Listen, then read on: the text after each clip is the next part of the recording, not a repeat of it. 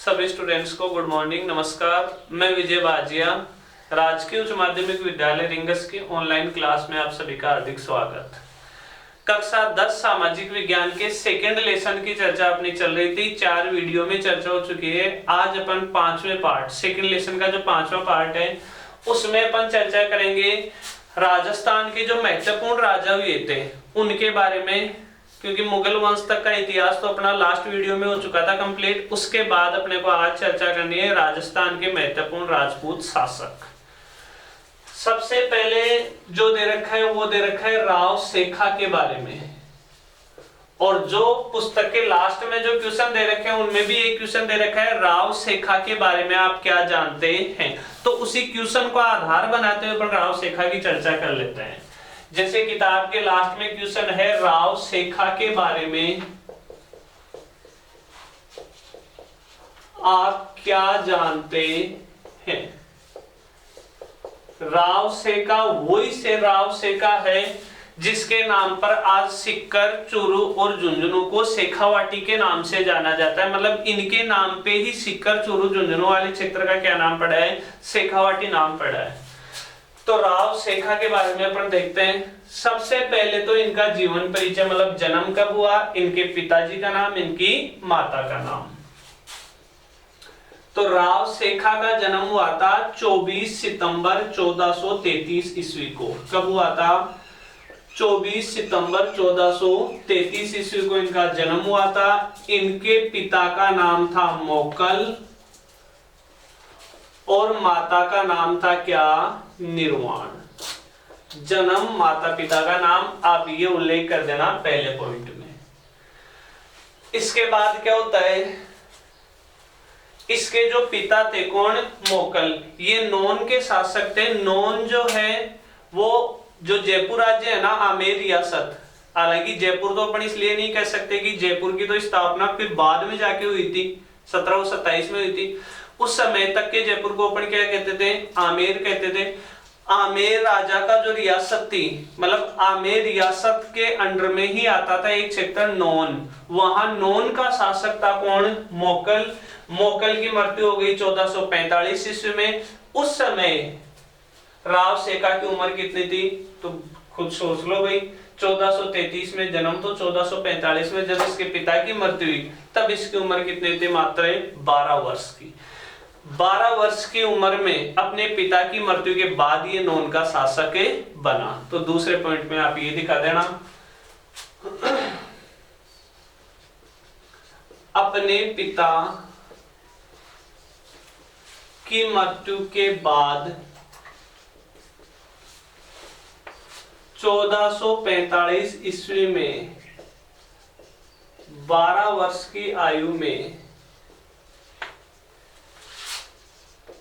सेखा नौन के शासक बने। कहां के शासक बने, नौन के शासक बने। अब जब ये राजा बन गए, इनकी जो राजधानी हुआ करती थी वो राजधानी भी आपको ध्यान रखनी है। इनकी राजधानी का नाम था आमेरसर। क्या नाम था, आमेरसर। इनकी राजधानी आमेरसर थी। आमेरसर कह दो, इसको अमरसर भी कह सकते हैं। अमरसर कह दो चाहे आमेरसर कह दो। फिर अपन चर्चा करें, आमेरसर या अमरसर में ही इसने एक तो मंदिर बनवाया था, जगदीश भगवान का तो मंदिर बनवाया।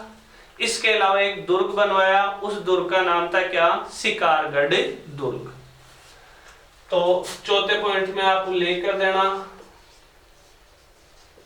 आमेरसर में राव सेखा ने जगदीश भगवान का मंदिर व शिकारगढ़ दुर्ग बनवाया। क्यों, ये उल्लेख करने के बाद ज्यादा चर्चा नहीं करनी अपने को राव सेखा के बारे में। एक लास्ट बात ये बता देना कि रलावता सीकर में ही पड़ता है, रलावता पड़ता है एक तो है श्री माधोपुर के पास, श्री माधोपुर के पास वाले की चर्चा नहीं हो रही है। सीकर जिले में जो जीर्ण माता का मंदिर है, जीर्ण माता के मंदिर के पास एक गांव है, उस गांव का नाम है रलावता गांव। उस रलावता गांव में ही राव सेका की क्या हो गई, 1488 ईस्वी में मृत्यु हो गई। और उसी रलावता गांव में राव सेका की क्या बनी हुई है, समाधि बनी हुई है। तो लास्ट बिंदु में आप चर्चा कर देना, 1488 ईस्वी में रलावता स्थान पर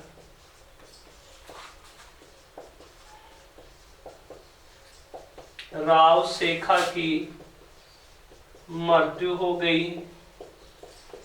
यहीं पर सेखा की छतरी या समाधि एक ही बात है, छतरी बनी हुई है। ये 5 बिंदुओं में उल्लेख करना है अपने को, किसका, राव सेखा का। देखो हाल ही में राजस्थान सरकार ने जो रलावता गांव है ना, यहाँ एक डिफेंस एकेडमी खोलने की घोषणा की है, जो राजस्थान की पहली डिफेंस एकेडमी होगी, गवर्नमेंट डिफेंस एकेडमी, मतलब पहली सरकारी डिफेंस एकेडमी होगी राजस्थान की। वो भी कहाँ खुलने जा रही है, वो राव सेखा की जहां मृत्यु हुई थी, जहां छतरी बनी हुई है, उसी एरिया में क्या खुलने जा रही है डिफेंस एकेडमी। तो राव सेखा का परिचय आपको देना है। जन्म 24 सितंबर 1433 को, पिता का नाम मोकल, माता का नाम है निर्वाण। पिता की मृत्यु के बाद 1445 ईस्वी में 12 वर्ष की आयु में सेखा नौन के शासक बने। ये नौन आता था आमेर राज्य के, मतलब आमेर राज्य के नियंत्रण में आता था। इनकी राजधानी क्या थी, आमेरसर थी। आमेरसर में राव सेखा ने जगदीश भगवान का मंदिर व शिकारगढ़ दुर्ग बनवाया। और 1488 ईस्वी में रलावता स्थान पर राव सेखा की मृत्यु हो गई। यहीं पर सेखा की छतरी बनी हुई है। ये अपन ने परिचय दे दिया किसके बारे में, राव सेखा के बारे में।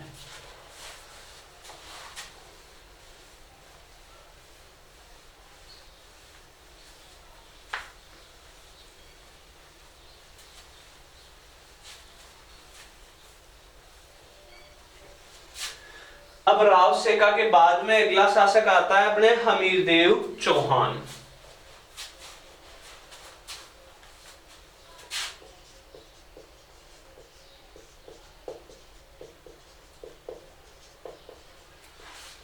इनका शासन काल था 1282 से 1301 ईस्वी। अब सुना इनके बारे में, हमीरदेव चौहान के बारे में अपने को कहानी के रूप में इसका पूरा उल्लेख करना है, पूरा वर्णन करना है, क्योंकि अपनी पुस्तक में कंप्लीट हमीरदेव चौहान का इतिहास दे रखा है। अब देखो हमीरदेव चौहान 1282 ईस्वी में कहाँ के शासक बने, रणथंबोर के। रणथंबोर पड़ता है वर्तमान में अपने राजस्थान के सवाई माधोपुर जिले में, जहां रणथंबोर का दुर्ग भी बना हुआ है। तो रणथंबोर के शासक 1282 ईस्वी में कौन बने, हमीरदेव चौहान।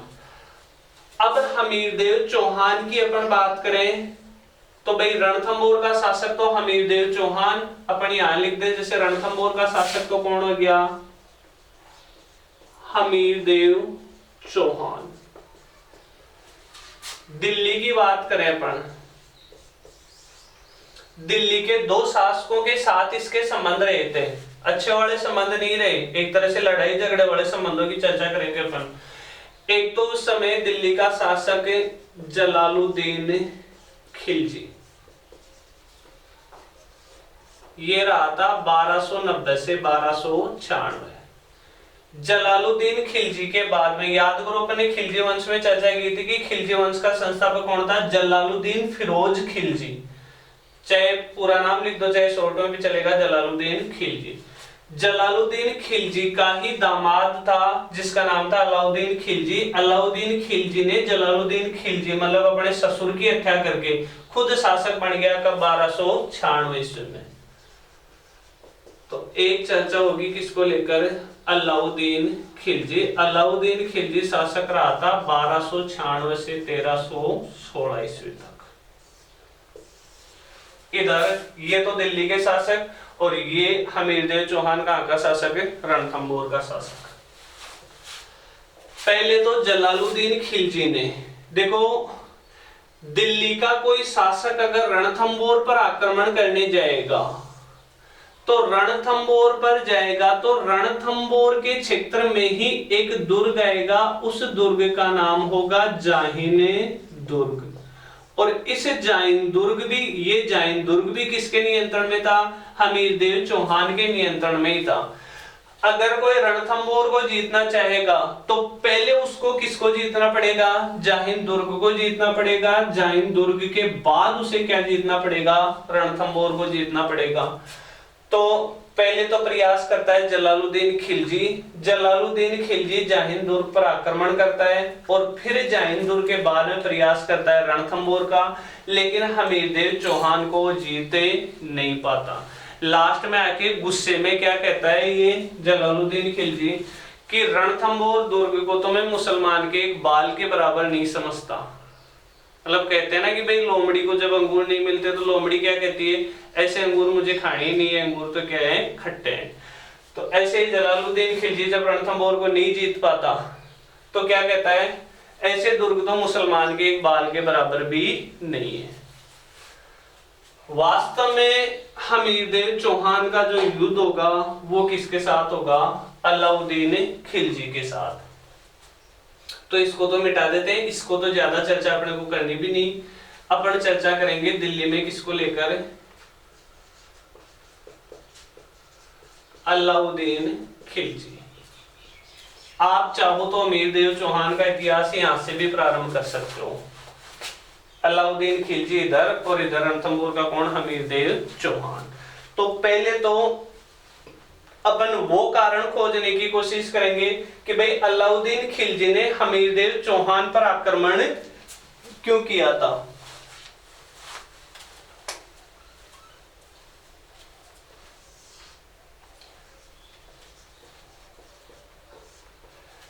कि भाई अलाउद्दीन खिलजी आक्रमण करेगा कहां? हमीरदेव चौहान पर। तो कारण, पहला कारण तो अलाउद्दीन खिलजी साम्राज्यवादी था। क्या था? साम्राज्यवादी था। मतलब वह अपने साम्राज्य का विस्तार करना चाहता था। अपन ने अलाउद्दीन खिलजी का जब उल्लेख किया था, अलाउद्दीन खिलजी के बारे में पढ़ा था, तो अलाउद्दीन खिलजी का पहला पॉइंट अपन ने वही लिखा था, अलाउद्दीन खिलजी स्वयं को द्वितीय सिकंदर कहता था। मतलब वो भी सिकंदर की तरह विजेता बनना चाहता था। अब विजेता तो बनने के लिए अपने साम्राज्य को फैलाना पड़ेगा। तो अलाउद्दीन खिलजी अपने साम्राज्य का फैलाव करना चाहता था। साम्राज्यवादी का मतलब साम्राज्य को फैलाने वाला। समझ गए बात? अब साम्राज्य को जब फैलाएगा तो भाई दूसरे के साम्राज्य पे क्या करना पड़ेगा? आक्रमण करना पड़ेगा। तो अलाउद्दीन खिलजी के रणथंबोर आक्रमण का पहला कारण तो क्या हो गया? अलाउद्दीन खिलजी साम्राज्यवादी था। दूसरा कारण अपन बता सकते हैं, अलाउद्दीन खिलजी का जो ससुर था, क्या नाम था? जलालुद्दीन खिलजी। जलालुद्दीन खिलजी रणथंबोर को जीत पाया था क्या? नहीं जीत पाया था। तो जलालुद्दीन खिलजी की पराजय का बदला लेना। तो जलालुद्दीन खिलजी एक तरह से पराजित हो गया था रणथंबोर में, तो अपनी पराजय का बदला लेना चाहता था। किससे? रणथंबोर से या हमीरदेव चौहान से। तीसरा कारण था, अलाउद्दीन खिलजी के दो दुश्मन थे। एक का नाम मोहम्मद बेगड़ा और दूसरे का नाम था केहब्रू। को हमीरदेव चौहान ने क्या दी थी? शरण दी थी। हुआ क्या था? कुछ इतिहासकार तो ये कहते हैं कि भाई अलाउद्दीन खिलजी की जो पत्नी थी ना, उसका नाम था चिमना बेगम, और अलाउद्दीन खिलजी की पत्नी चिमना बेगम से प्रेम कौन करने लग गया? मोहम्मद बेगड़ा। जब अलाउद्दीन खिलजी को पता चला कि अपनी पत्नी किससे प्रेम करती है? मोहम्मद शाह बेगड़ा से, तो अलाउद्दीन खिलजी इसको मारने आ रहा था। किसको? मोहम्मद शाह बेगड़ा को। इसकी खबर जब मोहम्मद शाह बेगड़ा को लगी तो मोहम्मद शाह बेगड़ा केहब्रू को साथ लेता है और भागकर किसके पास चला जाता है? हमीरदेव चौहान के पास चला जाता है। कुछ इतिहासकार ये कहते हैं कि अलाउद्दीन खिलजी गुजरात से कुछ धन संपत्ति लूट के ला रहा था। अब वो धन संपत्ति, जो लूटी हुई धन संपत्ति थी, वो बीच रास्ते में से ही मोहम्मद बेगड़ा और केपरू बीच में से खुद लूट के कहा ले जाते हैं, हमीरदेव चौहान के पास ले जाते हैं, उसके पास रण ले लेते हैं। तो कैसे भी लोग, ये दोनों किसके दुश्मन हो गए थे? अलाउद्दीन खिलजी के दुश्मन हो गए थे। किसकी शरण में चले गए थे? हमीरदेव चौहान की शरण में चले गए थे। अब ये हमीरदेव चौहान की शरण में चले गए तो अलाउद्दीन खिलजी ने हमीरदेव चौहान से कहा कि भाई ये दोनों मेरे दुश्मन है, तू इसको लौटा दे, मैं वापस लौटा दे। हमीरदेव चौहान ने कहा कि राजपूत शासक की शरण में अगर कोई आ गया तो ये तो एक तरह से हमारे मेहमान हो गए और इनकी सुरक्षा करना अब हमारी जिम्मेदारी है। मैं मेरी गर्दन कटा दूंगा लेकिन इनको वापस तेरे को नहीं सौंपूंगा। इतनी बात जब दोनों के बीच हो गई तो अलाउद्दीन खिलजी आक्रमण करने के लिए खुद नहीं जाकर अपनी एक सेना भेजता है। तो चलो एक कारण ध्यान रख लेना, फिर अपन युद्ध की चर्चा करते हैं। 3 कारण हो गए जिसकी वजह से अलाउद्दीन खिलजी का आक्रमण करेगा रणथंभौर पर।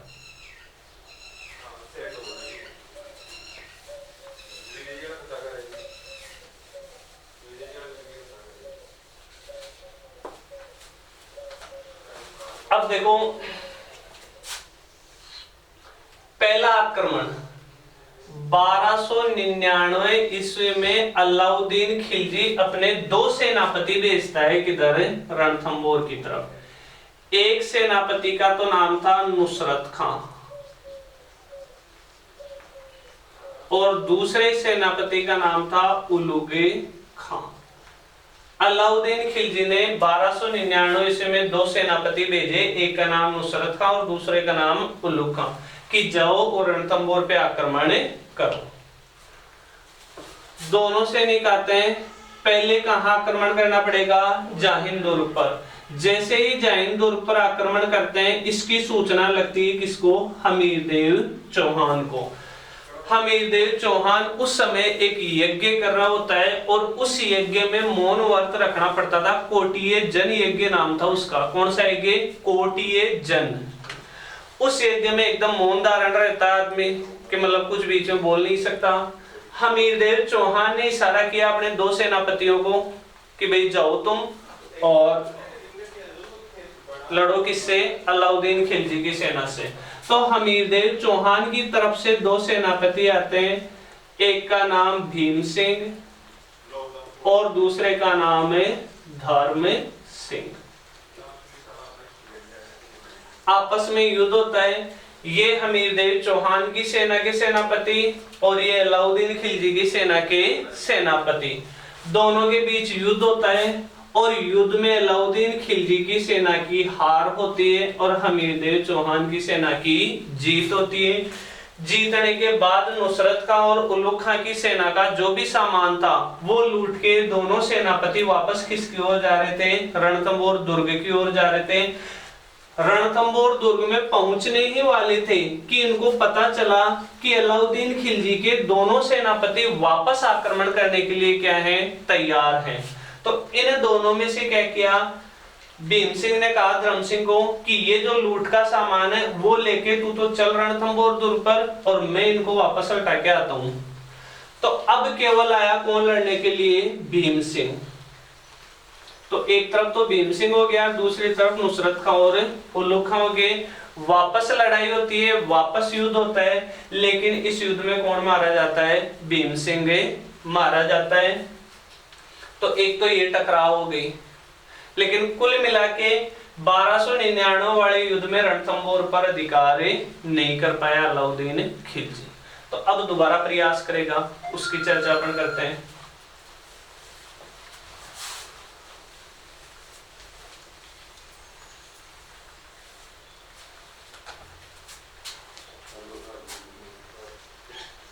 अब 1301 ईस्वी में वापस अपने वही 2 सेनापति, एक का नाम नुसरत खां और दूसरे का नाम है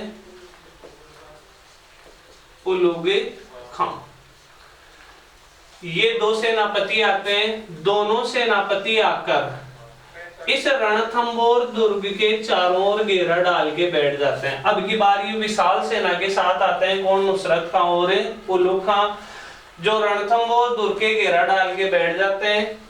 अब ये क्या प्रयास करते हैं? देखो, रणथंबोर दुर्ग काफी ऊंचाई पर स्थित है। ये भी कहा जाता है रणथंबोर दुर्ग के बारे में कि अगर कोई आदमी रणथंबोर दुर्ग को देखता है तो उसके सर की पगड़ी गिर जाती है। तो इसका मतलब क्या हो गया? वो ऊंचा है, देखने के लिए ऊपर मुंह करना पड़ेगा। इतना ऊपर मुंह करना पड़ेगा कि सर की पगड़ी भी नीचे गिर जाती है। इतने ऊंचाई पर स्थित था कौन सा दुर्ग है? रणथंबोर दुर्ग।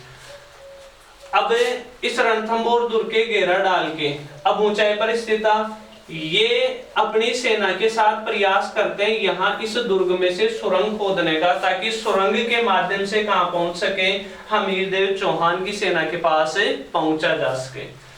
ऊपर से रणथंबोर दुर्ग में हमीरदेव चौहान के जो सैनिक थे वो गोलों की बारिश कर रहे थे। एक आग का गोला किस पे आकर गिरता है? नुसरत खां पे आके गिरता है और नुसरत खां उसमें मारा जाता है। इससे अलाउद्दीन खिलजी की सेना में एक बार तो भयंकर खलबली मच जाती है। उसके बाद उल्लू खां सूचना भिजवाता है किसके पास? अलाउद्दीन खिलजी के पास, कि भाई नुसरत खां तो मारा गया, आप और सेना लेकर जल्दी से जल्दी पहुंचो। उल्लू खां यहां बचा हुआ था ही, क्योंकि नुसरत खां तो मारा गया। अब सेना लेकर आता है कौन? खुद अलाउद्दीन खिलजी। तो उल्लू खां खुद हो गया, अलाउद्दीन खिलजी खुद एक राजा था, वो खुद आ ही गया। अब कई महीनों तक घेरा डाल के बैठे रहे कौन? उल्लू खां और अलाउद्दीन खिलजी। अब लास्ट में आके अलाउद्दीन खिलजी को लगा कि भाई ऐसे तो अपन, क्योंकि भाई ये तो यहाँ सुरंग खोदने में लग रहे हैं, ऊपर से आके गोलों की बारिश कर रहे हैं हमीरदेव चौहान के सैनिक, तो ऐसे तो जीतना मुश्किल है। एक और संकट क्या आ गया अलाउद्दीन खिलजी के? बारिश का मौसम था, तो बारिश के मौसम की वजह से वैसे उसकी सेना को दिक्कत हो रही। एक समस्या ये आ गई कि अलाउद्दीन खिलजी तो इधर आया हुआ था रणथंबोर की तरफ, और पीछे से दिल्ली में क्या होता है? दिल्ली और अवध, अवध पड़ता है यूपी में, जो दिल्ली के पास में स्थित है। दिल्ली और अवध में अलाउद्दीन खिलजी के विरुद्ध कुछ विद्रोही क्या कर देते हैं? विद्रोह कर देते हैं। अब अलाउद्दीन खिलजी को वापस भी कहां पहुंचना? जल्दी से जल्दी दिल्ली पहुंचना। एक तरफ यहाँ बारिश की समस्या, एक तरफ ऊपर से आके गोले लगातार बरसाए जा रहे हैं। अब अलाउद्दीन खिलजी ने एक चालाकी और धूर्तता, मतलब धूर्तता से भरा एक कार्य किया, चालाकी भरा एक कार्य किया। अलाउद्दीन खिलजी ने सूचना भिजवाई किसके पास? हमीरदेव चौहान के पास, कि हमीरदेव चौहान, हम तुम्हें पराजित नहीं कर सकते, लेकिन इतनी दूर हम आए तो कम से कम अपन बातचीत कर लेते हैं और समझौता कर लेते हैं। हमीरदेव चौहान समझौते के लिए तैयार हो गया। हमीरदेव चौहान ने अपने 2 सेनापति भेजे समझौते के लिए, किसके पास? अलाउद्दीन खिलजी के पास। हमीरदेव चौहान की तरफ से 2 सेनापति है, एक का नाम था रणमल और दूसरे का नाम था क्या? रतिपाल। ये किसकी तरफ से भेजेंगे? हमीरदेव चौहान की तरफ से भेजेंगे। अलाउद्दीन खिलजी इन दोनों से कहता है कि भाई तुम हमीरदेव चौहान के सेनापति हो? बिल्कुल ये कहते हैं कि हाँ हमीरदेव चौहान के हम क्या है? सेनापति हैं। फिर अलाउद्दीन खिलजी कहता है कि भाई भविष्य में सेनापति ही रहना चाहते हो, कभी राजा भी बनना चाहते हो? तब ये कहते हैं कि हाँ राजा तो बनना चाहते हैं। तो राजा बनना चाहते हो तो जैसा मैं कहूं वैसा करना पड़ेगा। दोनों सेनापतियों ने कहा कि बिल्कुल आप हमें राजा बना दो, आप जैसा कहोगे वैसा हम करने को तैयार हैं। अलाउद्दीन खिलजी ने कहा दोनों सेनापतियों से कि आप हमें इस दुर्ग में जाने का गुप्त रास्ता बता दो। दुर्ग में जाने के बाद हमीरदेव चौहान को हम पराजित कर देंगे, हमीरदेव चौहान की हत्या कर देंगे। उसके बाद रणथंबोर के का जो साम्राज्य है वो तुम्हारे दोनों में, तुम दोनों में बराबर बराबर बांट दिया जाएगा। इसके लिए रणमल और रतिपाल तैयार हो जाते हैं और अपने राजा हमीरदेव चौहान के साथ विश्वासघात करते हैं और अलाउद्दीन खिलजी को महल में जाने का गुप्त रास्ता बता देते हैं। अलाउद्दीन खिलजी महल में रणथंबोर दुर्ग में एंट्री कर जाता है, युद्ध होता है। युद्ध में राजपूत राजा मारे जाते हैं, हमीरदेव चौहान भी मारा जाता है। और देखो राजपूतों में जो परंपरा है वो ये है कि भाई राजपूत राजा तो एक तरफ युद्ध में बिजी रहते हैं, युद्ध के लिए उसे तो बोलते हैं केसरिया।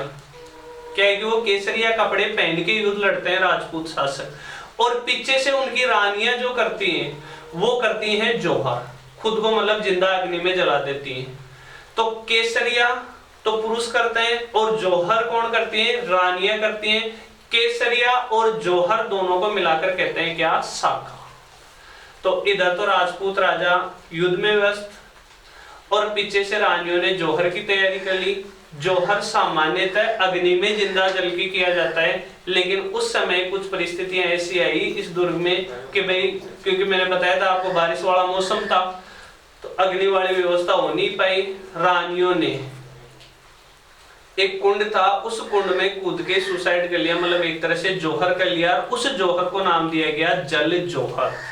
अलाउद्दीन खिलजी हमीरदेव चौहान की पत्नी जिसका नाम था रंग देवी, और इसकी एक पुत्री थी जिसका नाम था पद्मला। हालांकि इतिहास की ज्यादातर पुस्तकों में अलाउद्दीन खिलजी की पुत्री का नाम बता रखा है देवलदे, और वास्तव में देखा जाए तो देवलदे ही ऑथेंटिक किताबों में मिलता है। लेकिन अपने 10th क्लास की एनसीईआरटी किताब में क्या बता रखा है, पद्मला। तो अपने को तो क्या ध्यान रखना है, पद्मला ही ध्यान रखना है। तो हमीरदेव चौहान की पत्नी रंगदेवी तथा पुत्री पद्मला के नेतृत्व में सभी रानियों और सभी औरतों ने क्या कर लिया, जल जौहर कर लिया। कब, 1301 ईस्वी में। और ये राजस्थान के इतिहास का पहला जौहर माना जाता है। मतलब राजस्थान के इतिहास में इससे पहले कभी भी जौहर नहीं हुआ था। तो ये इसकी मृत्यु हुई गई, रानियां मारी गई, रणथंभौर पर अधिकार किसका हो गया, अलाउद्दीन खिलजी का हो गया। फिर अलाउद्दीन खिलजी इनसे कहता है रणमल और रतिपाल से कि बताओ अब तुम्हारे में आधा आधा साम्राज्य बांट दूं। इन्होंने कहा कि हाँ भाई बिल्कुल बांट दो। अलाउद्दीन खिलजी दोनों से कहता है कि जो अपने राजा के नहीं हो सके वो तुम मेरे क्या होगे। सही भी है बात कि जिसका तुम लोगों ने नमक खाया है, आपने उसी के प्रति स्वामी भक्ति नहीं दिखाई, तो मेरे प्रति क्या तुम लोग स्वामी भक्ति दिखा पाओगे। ये कहकर अलाउद्दीन खिलजी ने रणमल और रतिपाल दोनों की हत्या करवा दी, और मोहम्मद शाह बेगड़ा जिसको मारने आया था उसकी भी हत्या करवा दी। और इस प्रकार हमीरदेव चौहान का इतिहास समाप्त होता है। तो इसके बाद में अपन और कुछ राजपूत शासक हैं उनकी चर्चा नेक्स्ट क्लास में करेंगे। धन्यवाद।